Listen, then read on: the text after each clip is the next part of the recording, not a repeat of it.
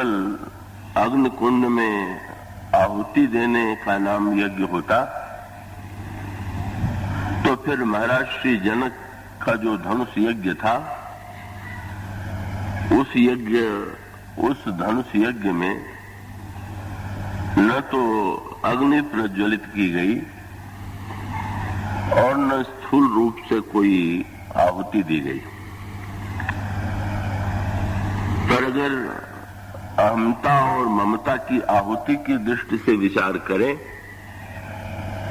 तो वस्तुतः धनुष यज्ञ शब्द बड़ा सार्थक है। आपके उस धनुष यज्ञ के बहिरंग रूप से आप बहिरंग कथा से भली भांति परिचित हैं। महाराज श्री जनक ने ये प्रतिज्ञा की कि शंकर जी के इस प्रख्यात धनुष को का जो व्यक्ति तोड़ेगा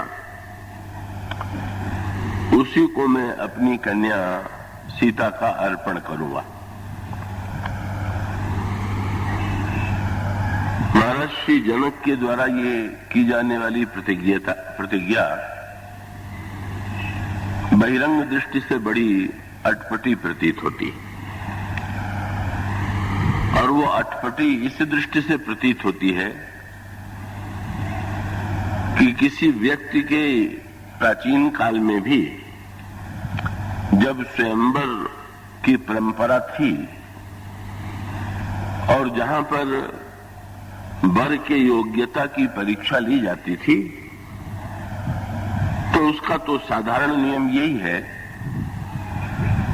कि योद्धा या वीर का कौशल ये है कि वो लक्ष्य भेद कर सके। तो जैसे महाभारत में कथा आती है, महाराज श्री द्रुपद ने अपनी कन्या द्रौपदी के लिए स्वयंवर सभा का आयोजन किया और उस स्वयंवर सभा के मंडप में एक यांत्रिक मछली बनी हुई थी जो निरंतर तीव्र गति से चलती रहती थी और नीचे तेल का एक बर्तन रखा हुआ था जिसमें उस मछली का प्रतिबिंब दिखाई देता था। वहीं पास में धनुष और बाण रखा हुआ था और महाराज श्री द्रुपद ने ये कसौटी बनाई थी कि बिना ऊपर देखे केवल कड़ाह में मछली का प्रतिबिंब देख करके उस मछली के नेत्र को जो भेद देने में समर्थ होगा वही व्यक्ति मेरी कन्या द्रौपदी को प्राप्त करने में सक्षम होगा। महाराज श्री द्रुपद की ये परीक्षा बड़ी स्वाभाविक थी और इसी परीक्षा में अंत में अर्जुन ने सफलता प्राप्त की और उन्होंने उस चंचल मछली को, उसके नेत्र को बिना ऊपर देखे नीचे ही दृष्टि रख करके प्रतिबिंब देख करके उसकी आंखों में बाण चला करके उसको भेद दिया और महाराज श्री द्रुपद ने अपनी कन्या द्रौपदी अर्जुन को अर्पित की। तो महाभारत की ये कथा बड़ी स्वाभाविक प्रतीत होती है, पर महाराज श्री जनक ने जो प्रतिज्ञा की वो उतनी ही विचित्र और अटपटी थी और इसी अटपटेपन का परिचय तब सामने आता है जब धनुष टूटने के बाद परशुराम जी आते हैं और परशुराम जी महाराज जनक से जब पूछते हैं कि इस धनुष को किसने तोड़ा, तो ऐसा पूछते हुए वे महाराज श्री जनक के लिए एक बड़े कठोर शब्द का प्रयोग करते हैं और वो कठोर शब्द है कहू जड़ जनक धनुष के ही तोड़ा। अरे मूर्ख जनक, ये बता कि इस धनुष को किसने तोड़ा। तो धनुष तोड़ने वाले के विषय में पूछना कि इसमें तो कोई आपत्ति नहीं,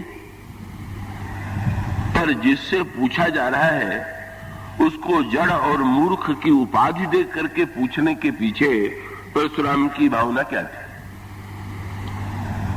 परशुराम जी ये कहना चाहते थे कि धनुष तोड़ने वाले ने तो बहुत बड़ा अपराध किया ही है, पर तोड़ने वाले के मूल में ये जो धनुष तोड़ने का कार्य संपन्न हुआ है, इसके मूल में तुम्हारी जड़ता और तुम्हारी मूर्खता। तुमने यदि ये प्रतिज्ञा न की होती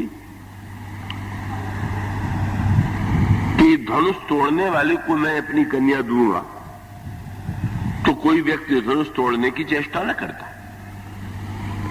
तुम इतने बड़े मूर्ख हो कि विश्व के इतिहास में किसी व्यक्ति ने आज तक ये प्रतिज्ञा नहीं की, किसी योद्धा के योग्यता की परीक्षा धनुष को तोड़ना नहीं है, धनुष को चलाना है।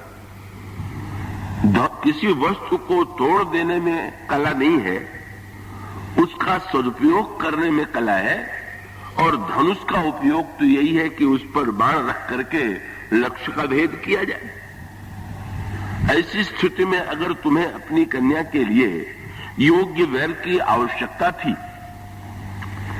तो तुम्हारा कर्तव्य ये था कि तुम ये प्रतिज्ञा करते कि जो शंकर जी के धनुष के द्वारा लक्ष्य भेद करेगा उसे मैं अपनी कन्या दूंगा। और अगर उस धनुष का प्रयोग लक्ष्य भेद में किया गया होता तो मुझे कोई आपत्ति न होती, पर तुमने धनुष तोड़ने की प्रतिज्ञा, और ये प्रतिज्ञा तो हर दृष्टि से तुम्हारी जड़ता का प्रमाण है। परशुराम जी का संकेत इस ओर था कि भगवान शंकर के द्वारा इस धनुष को पाने के बाद तुम न जाने कितने वर्षों से धनुष की पूजा कर रहे थे। और इस तरह से जब किसी मूर्ति की या किसी चिन्ह की व्यक्ति पूजा करता है, तो वो तो निरंतर इस बात के लिए सावधान रहता है कि जिस मूर्ति की वो पूजा करता है वो कहीं टूट न जाए। मूर्ति को लोग कितना संभाल करके पूजा करते हैं, मूर्ति खंडित न हो जाए इसकी कितनी चिंता करते हैं। परशुराम जी का तात्पर्य यह था कि जिस धनुष की तुमने इतने दिनों तक पूजा की, तो उसी धनुष को तुमने तोड़वा दिया। क्या ये तुम्हारी मूर्खता और जड़ता नहीं? तो परशुराम जी के क्रोध की बात को अगर अलग करके देखें तो ये प्रश्न होना स्वाभाविक है कि इस प्रतिज्ञा का उद्देश्य क्या था। और महाराज श्री का जो प्रतिज्ञा जनक ने की, इसके पीछे उसका रहस्य क्या है और उसके पीछे यज्ञ की कौन सी भावना है। तो सबसे पहले एक संकेत मैं आपके सामने करूंगा। भगवान श्री राम के चरित्र में आपको धनुष के साथ 4 वस्तुएं मिलेंगी। धनुष को चलाना, धनुष को खींचना, धनुष को तोड़ना और सबके अंत में धनुष को छोड़ना। आप चारों प्रसंगों पर दृष्टि डालें। जब विश्वामित्र भगवान श्री राम को अपनी यज्ञ रक्षा के लिए लेकर के जा रहे थे, उस समय सबसे पहले ताड़का आती है।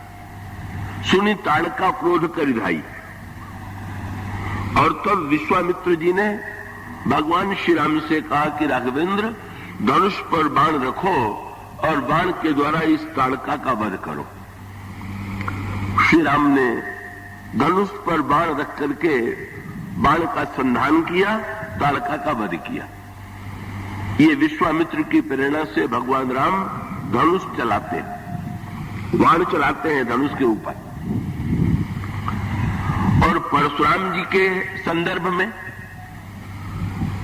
परशुराम जी के अंतःकरण में जब बाद में संशय हुआ कि कहीं मुझी से तो कोई भूल नहीं होती है, नहीं हो रही है। तो उन्होंने श्री राम से कहा कि मैं चाहता हूं कि मेरे पास जो विष्णु भगवान का धनुष है तुम उसको चढ़ा करके दिखाओ, तुम अपनी ओर खींचो और चढ़ाओ तो मैं समझ लूंगा कि तुम ईश्वर हो। भगवान राम वहां पर भगवान राम के द्वारा वहां धनुष खींचता भी है, बिना खींचे खींच जाता है और चढ़ भी जाता है। और जनक ने प्रतिज्ञा किया कि धनुष तोड़ने वाले को मैं अपनी कन्या दूंगा, और भगवान श्री राम के द्वारा धनुष टूटता है। धनुष को चढ़ाना, धनुष को खींचना, धनुष को तोड़ना, पर इसके अंत में भगवान श्री राम के द्वारा धनुष के छोड़ने की जो प्रक्रिया हुई, जिस धनुष और बाण के द्वारा उन्होंने लंकाधिपति रावण को जीत लिया। व्यक्ति को तो अपने योद्धा को अपने अस्त्र के प्रति बड़ी महत्व बुद्धि होती है। विजयादशमी के दिन तो राजा लोग और क्षत्रिय अपने शस्त्र की पूजा किया करते थे। शस्त्र की पूजा की परंपरा बड़ी प्राचीन रही है और आज भी बहुत से लोग अपने शस्त्र की पूजा करते हैं। भगवान श्री राघवेंद्र ने जिस धनुष और बाण के द्वारा लंकाधिपति रावण का वध किया, राक्षसों का संहार किया, जो ही भगवान राम अयोध्या में आए और पुष्पक विमान से उतर करके उनकी दृष्टि गुरु वशिष्ठ की ओर गई, भगवान श्री राम ने पहला कार्य यही किया कि वो जो धनुष और बाण था उसे अपने धनुष को कंधे से उतार करके बाण को अपने हाथ से और धनुष और बाण दोनों गुरु वशिष्ठ के चरणों के समक्ष रख दिया। आप वो पंक्ति पढ़ते हैं, देव वशिष्ठ मुनि नायक देखे प्रभु मई धरी धनुषायक। और इन्हीं में श्री राम के व्यक्तित्व और चरित्र की पूर्णता है और इसी में भगवान राम की ईश्वरता। मैं आशा करता हूं विषय गंभीर चुना गया है, फिर भी आप अपनी एकाग्रता से उसमें तन्मय रह करके उसको ग्रहण करेंगे और उसका रस लेंगे। इसका तात्पर्य क्या है? पहले धनुष के कहिए भगवान शंकर के संदर्भ में भी यही बात मिलेगी और श्री राम के संदर्भ में भी यही बात मिलेगी। शंकर जी ने भी अपने धनुष का त्याग किया और भगवान राम ने भी अपने धनुष का त्याग किया। वस्तुतः इसके मूल में अंतरंग तत्व ये है कि धनुष जो है उसको गोस्वामी जी ने कई रूपों में प्रस्तुत किया और वो सभी बड़े सांकेतिक रूप। भगवान विष्णु का जो धनुष है वो विज्ञान का प्रतीक है और भगवान शंकर का जो धनुष है वो अहंकार का प्रतीक है। धर्मरथ के प्रसंग में धनुष का नाम लिया गया है, धनुष का वर्णन किया गया है, बर विज्ञान कठिन कोदंडा। विज्ञान जो है वही कठोर कोदंड है और शंकर जी जो है वो समष्टि अहंकार के देवता है। अहंकार शिव बुद्धि अज मनुष्य से चित्त महान, मनुज रूप सचराचर रूप राम भगवान। और ये अहंकार और विज्ञान, शिव का धनुष अहम का प्रतीक है पर वो शिव अहम का प्रतीक है, अशिव अहम का नहीं। और इसका अभिप्राय है कि व्यक्ति के जीवन में अहंकार की आवश्यकता है कि नहीं, हमें अहंकार की पूजा करनी चाहिए कि नहीं। और इसका उत्तर यह है कि अहंकार की निंदा बार बार की गई है, पर बार बार अहंकार की निंदा करने पर भी अगर आप गहराई से विचार करके देखें तो अहंकार के बिना तो संसार का कोई व्यवहार चल ही नहीं सकता है।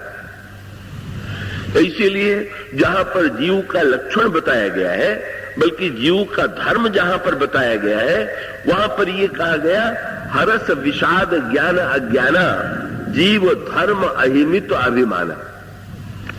अभिमान तो जीव का धर्म है और सारे व्यवहार का जो संचालन होता है वो मैं के द्वारा होता है। लेकिन इस मैं की निंदा क्यों की जाती है?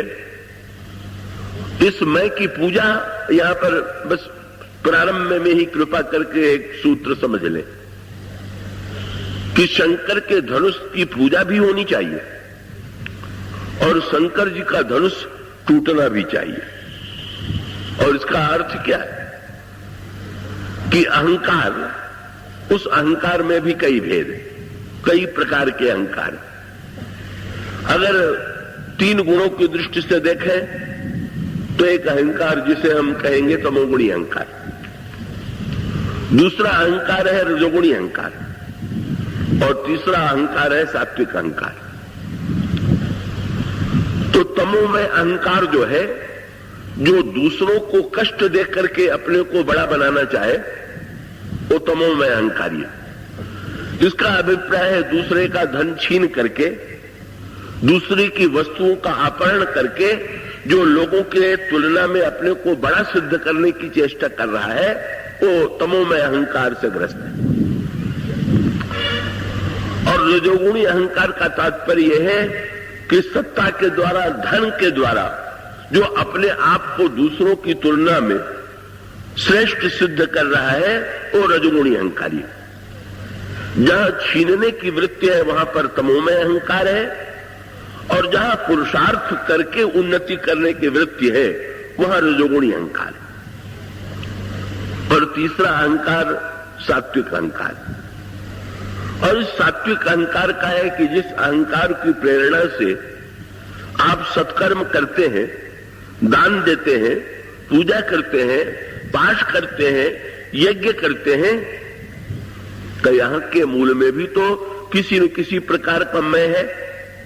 उसका अभिप्राय यह है, जब आप कहेंगे तो यही कहेंगे कि मैं पाठ करता हूं, मुझे पूजा करनी है, मैं दान देता हूं। और इसका अभिप्राय यह है कि सत्कर्म के मूल में भी अहंकार है। अब ऐसी स्थिति में ये जो निंदा की गई है वो निंदा तमोमय अहंकार की है। इसीलिए आप देखेंगे हनुमान जी जब रावण की सभा में जाते हैं तो रावण से अनुरोध करते हैं। ये सांकेतिक अर्थ ये है कि ये जो विकार है ये मनोरोग है। जैसे शरीर में रोग होता है, इसी प्रकार से जो मन के दुर्गुण है ये मनोरोग है। और जैसे शरीर में रोग होने पर वैद्य के द्वारा दवा और पथ्य बताया जाता है और रोगी को उसको स्वीकार करना चाहिए, इसी प्रकार से रावण है रोगी। और भगवान राम पहले लंका में क्यों नहीं गए? पहले हनुमान जी को क्यों भेजा? भगवान ने सोचा रावण रोगी है तो हनुमान जी वैद्य है। वैद्य क्यों है हनुमान जी? भाई शरीर के रोग का तो वैद्य एक है और मन के रोग को दूर करने वाला वैद्य कौन है? तो मानस के उत्तरकांड में कहा गया सद्गुरु वैद्य, सद्गुरु ही वैद्य। तो प्रभु ने हनुमान जी को इसीलिए भेजा कि भाई शंकर के रूप में तुम रावण के गुरु हो, चेला बीमार पड़ जाए तो गुरु को ही उसकी चिकित्सा करनी चाहिए।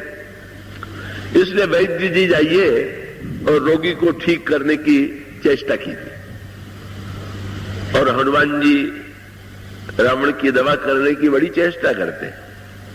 पर समस्या ये है कि भाई रोगी जब अपने को रोगी मानता हो और वैद्य को वैद्य मानता हो तब तो रोग की दवा होगी।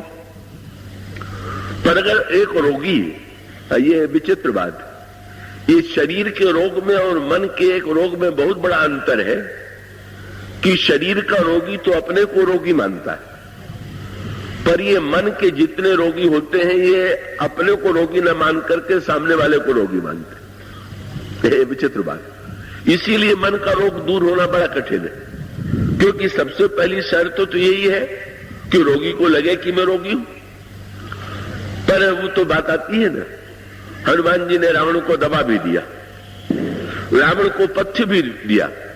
हनुमान जी ने रावण से बहुत बढ़िया दवा कौन से दी? भगवान के चरणों की भक्ति की दवा दिया, क्योंकि उत्तरकांड में बताया गया है रघुपति भगत सजीवन मूरी। भगवान के चरणों की जो भक्ति है वही अमृत में दवा है। हनुमान जी ने दवा दे दिया। राम चरण पंकज धरो, और वैद्य ये भी बता देते हैं कि क्या खाना और क्या मत खाना। तो हनुमान जी ने बता दिया कि एक चीज तुम छोड़ दो, क्या? अभिमान छोड़ दो। लेकिन हनुमान जी इतने उदार वैद्य हैं। हाँ, कई वैद्य तो इतना कठिन पथ्य बता देते हैं कि रोगी सुन के घबरा जाए। अगर कोई वैद्य आकर के सारी वस्तुओं को ही छोड़ने के लिए कह दे तो रोगी शायद उसकी बात से सहमत न हो। हनुमान जी चाहते तो रावण से कह सकते थे कि तुम पूरा अभिमान छोड़ दो, पर बड़े उदार वैद्य, भगवान के भक्ति की दवा का सेवन करो और साथ साथ इतना मेरी बात मान लो। मोह मूल बहुशूल अप्रद त्याग उत्तम अभिमान। पूरा अभिमान छोड़ने के लिए मैं नहीं कहता। राजा हो तो तुम रजोगुणी अहंकार को भी रखो। तुम पुलस्त मुनि के पौत्र हो, तुम तपस्वी और पंडित भी रह चुके हो, तुम सात्विक अहंकार भी जीवन में बनाए रखो, पर कम से कम दूसरों को पीड़ित करने वाला, दूसरों को मिटाने की वृत्ति वाली जो तुम्हारी अभिमान की वृत्ति है, तुम इसको छोड़ दो। उसका अभिप्राय यह है कि प्रारंभ में सबसे पहले व्यक्ति को उस अहंकार को छोड़ देना चाहिए जो अहंकार दूसरों को कष्ट पहुंचाने में, दूसरों को पीड़ा पहुंचाने में आनंद का अनुभव करता है। पर रावण का जैसा रोगी वो तो विचित्र ही है। क्या ये तो हो सकता है कि वैद्य जो है नाड़ी देख करके उसको पता चल जाए कि रोगी कितने दिन बचेगा, मरेगा कि जिएगा। पर यहां तो वैद्य और रोगी का जो संवाद है वो तो बिल्कुल उल्टा। हनुमान जी ने वैद्य के रूप में दवा बताई, तमो में अहंकार छोड़ने के लिए कहा, और रोगी पर क्या प्रतिक्रिया पड़ी? खूब हंसने लगा। रोगी को तो रोना चाहिए, पर ये ऐसा रोगी है कि जो हंस रहा है, और उससे भी बड़ी बात क्या? हनुमान जी से कह दिया, बोला बिहसी महाअभिमानी, मिला हमही कपि गुरु बड़ ज्ञानी। ओ, आप आए हैं गुरु बन करके मुझे समझाने उपदेश देने, और जानते हो क्या होने वाला है? क्या? मृत्यु निकट आई खलतुल, तुम मरने ही वाले हो।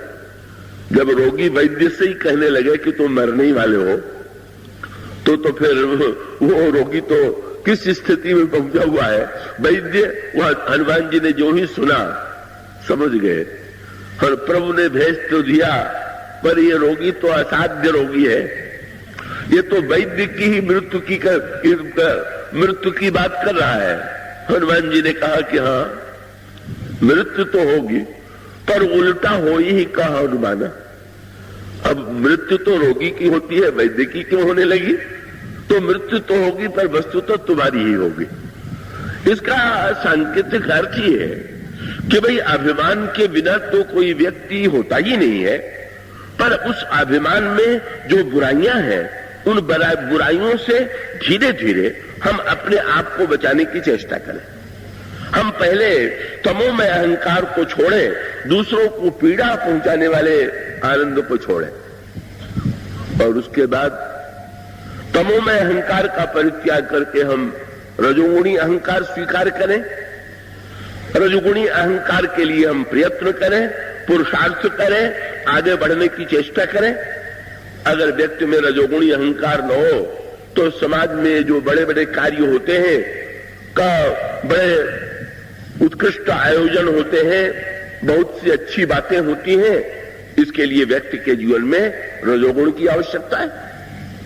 तो इस रजोगुणी अहंकार को भी हम स्वीकार करें और पुरुषार्थ के द्वारा आगे भी बढ़ने की चेष्टा करें, और दूसरों के समक्ष अपनी श्रेष्ठता को स्वीकार करने के बाद भी हमारे अंतःकरण में अच्छे कार्य करने की वृत्ति उत्पन्न हो। जब हमारे जीवन में रजोगुणी अहंकार हो तो उसके बाद उससे भी ऊपर उठने की आवश्यकता है, क्योंकि रजोगुणी अहंकार में केवल अपने को ऊपर उठाने की वृत्ति है। कृपया एकाग्रता से समझें। दूसरे को कष्ट देख करके अपने को ऊपर उठाना ये तमोगुणी अहंकार है, और स्वयं अपने आप को पुरुषार्थ से ऊपर उठाना ये रजोगुणी अहंकार है। लेकिन इसके बाद हम अपने जीवन में रजोगुण से भी ऊपर उठ करके सात्विक अहंकार को स्वीकार करें। और सात्विक अहंकार का अभिप्राय है कि जिस अहंकार में लोकोपकार है, दान है, सत्कर्म है, नाना प्रकार की लोक कल्याणकारी प्रवृत्ति है, उसके द्वारा भी व्यक्ति को प्रशंसा मिलती है। जब आप अच्छा काम करते हैं तो लोग प्रशंसा करते हुए कहते हैं बड़े उदार है, बड़े दानी है, बड़े पुण्यात्मा है, बड़े धर्मात्मा है, उसमें अहम की तृप्ति होती है। लेकिन कम से कम इस प्रकार का जो अहम होता है उसके द्वारा व्यक्ति अच्छे कार्य तो करता है। तो भाई रजोगुणी अहंकार से उठ करके सतोगुणी तमोगुणी अहंकार से उठ करके रजोगुणी अहंकार में आवे, और फिर रजोगुणी अहंकार से भी ऊपर उठ करके सात्विक अहंकार को जीवन में स्वीकार करें। किंतु अंत में सात्विक अहंकार को पहले तो सात्विक अहंकार के व्यक्ति बड़ा बड़ा त्याग करता है, मैं ऐसा कर सकता हूं, ऐसा वाक्य जब व्यक्ति बोलता है तो इसका अर्थ यह है कि भाई अगर मेरे अंतःकरण में सात्विक अहंकार है और उस सात्विक अहंकार के द्वारा हम श्रेष्ठ कार्य करते हैं तो अहंकार जो है वो बड़ा, वो भी अपेक्षित है। ये जो परशुराम जी का जीवन है, परशुराम जी के जीवन में इसी सात्विक अहंकार को स्वीकार किया गया। उनके मन में व्यक्तिगत रूप से राज्य की कोई कामना नहीं, किसी भोग की कोई कामना नहीं, पर उनके मन में एक सात्विक गर्व है, मैं ब्राह्मण हूं और क्षत्रियों ने यदि अन्याय किया है तो उस अन्याय को मिटाना ये हमारा कर्तव्य है। और उस सात्विक अहंकार के द्वारा उन्होंने अन्याय के विरुद्ध संघर्ष किया और अन्याय को मिटाने के लिए जिन्हें उन्होंने अन्यायी माना उन्हें दंडित करने की चेष्टा किया। किंतु याद रखिए, सात्विक अहंकार से भी अंत में व्यक्ति को ऊपर उठना हो। पहले हम रजोगुणी और तमोगुणी अहंकार छोड़ करके सात्विक अहंकार की पूजा करें, पर सात्विक अहंकार भी अंत में कहीं न कहीं जाकर के ये जो सात्विक अहंकार है वो भी त्याग करने योग्य, पर इसके त्याग करने की पद्धति क्या है? अब जरा भगवान शंकर के चरित्र पर विचार कीजिए। देखिए,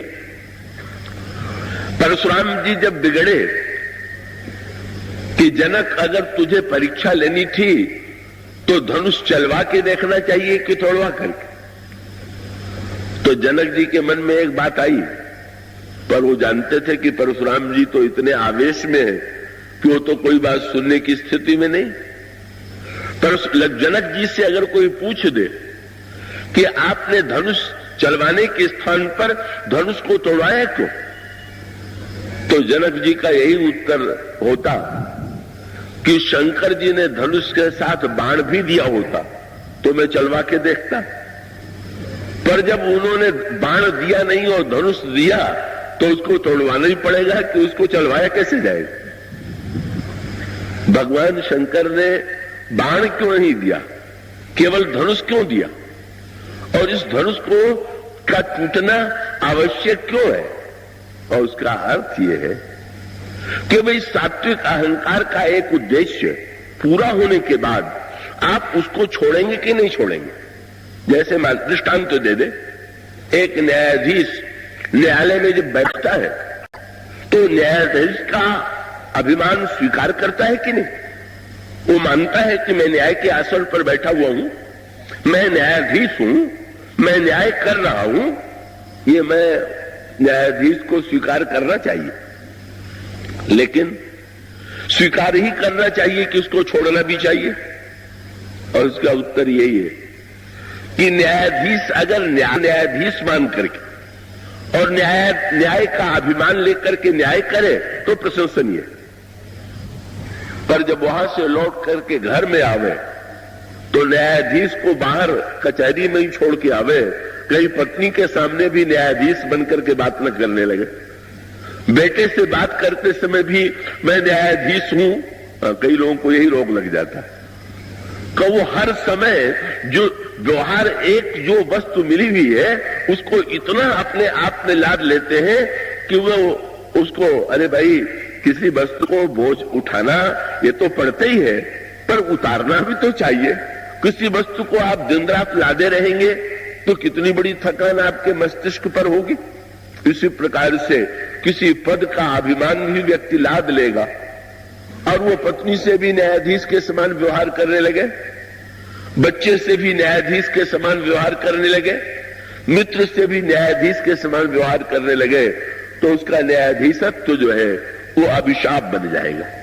इसलिए सात्विक अभिमान को उतने देर के लिए स्वीकार कीजिए जितने देर उपयोगी है, और उसके बाद स्वयं को उससे अलग किए बिना आपको आनंद नहीं मिलेगा। देखिए ना, हम लोग दिन में कितने कपड़े पहनते, कितना ठाट बाट बनाते कर्म करने के लिए, लेकिन रात्रि में जब विश्राम करना चाहते हैं तो अपने आप को उस बोझ से हल्का कर देते हैं। और उसका अभिप्राय है कर्म करते हुए आप सात्विक अभिमान स्वीकार करें, पर उसके बाद अगर विश्राम पाना चाहे तो जरा ये जो कोट ओट है, ये जो कपड़े उपड़े हैं, जरा इनको उतार करके बस आनंद से कफिर का उतना शरीर कड़ा रख के मत चलिए जैसे सड़क पर चलते हैं।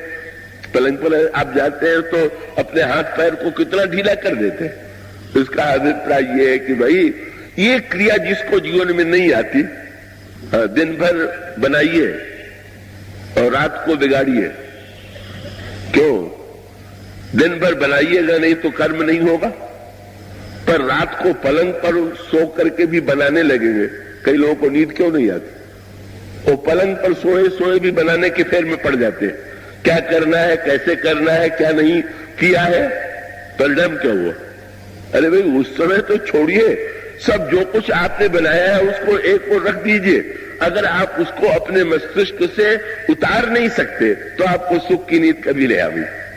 तो भाई सात्विक अहंकार जो है सत्कर्म करने की प्रेरणा तो देता है, पर सात्विक अहंकार से सच्चा विश्राम तो नहीं मिल सकता। और इसलिए उस विश्राम के लिए भगवान शंकर के चरित्र में तत्व आया। इस धनुष का उन्होंने कितना बड़ा सदुपयोग किया, और वो सदुपयोग क्या था? एक त्रिपुरासुर नाम का दैत्य था, बड़ी अनोखी कथा आई, और उसके पास एक ऐसा विमान था जो निरंतर आकाश में चक्कर काटता रहता था। और उस विमान में 3 नगर बने हुए थे, एक सोने का, एक चांदी का और एक लोहे का। और उसने ये वरदान पा लिया था कि वो एक बाण के द्वारा जो तीनों नगरों को एक साथ जला देगा तभी उसकी मृत्यु होगी। होता यह था कि उस त्रिपुरासुर से लड़ने की चेष्टा बहुतों ने किया, पर होता यह था कि कभी अगर त्रिपुरासुर सोने के नगर में हुआ और उस पर बाण चलाया गया तो चांदी के नगर में चला जाता था, चांदी के नगर में हुआ और बाण चलाया गया तो लोहे के नगर में चला जाता था। परिणाम होता था कि ये एक नगर से दूसरे नगर में चक्कर काटता रहता था और इसकी मृत्यु नहीं होती थी। और तब भगवान शंकर से देवताओं ने आकर के प्रार्थना किया कि महाराज इस त्रिपुरासुर का संहार तो आप ही कीजिए। और तब भगवान शंकर के लिए ये धनुष बनाया गया। भगवान शंकर के लिए जो धनुष और बाण बनाया गया, पुराणों में उसका बड़ा तात्विक वर्णन है। किन साधनों के द्वारा धनुष बनाया गया और किन साधनों के द्वारा बाण बनाया गया। और वो धनुष और बाण शंकर जी को दिया गया। भगवान शंकर ने इस धनुष पर बाण रख करके एक साथ वो सोने, चांदी और लोहे, इन तीनों के नगरों को जला दिया। त्रिपुरासुर का संहार हो गया। यही धनुष जिसके द्वारा भगवान ने त्रिपुरासुर का संहार कर दिया, उस धनुष को भगवान शंकर ने अंत में छोड़ दिया। ये महानतम कार्य हमारे दोनों भगवान करते हैं, भगवान राम भी, भगवान शिव भी। इसका आध्यात्मिक अर्थ क्या है? ये त्रिपुरासुर जीवन में आज भी है। शंकर जी ने का स्वयं लोक कल्याण के लिए जिस स्थूल त्रिपुरासुर का वध किया था, आध्यात्मिक अर्थों में ये जो हमारे और आपका मन है, यही त्रिपुरासुर है। और ये त्रिपुरासुर के 3 नगर हैं, काम, क्रोध और लोभ। एक लोभ वाला नगर जो है वो सोने का नगर है, काम वाला नगर जो है वो चांदी वाला नगर है, और क्रोध वाला नगर ये लोहे वाला नगर है। और मन तीनों में चक्कर काटता रहता है।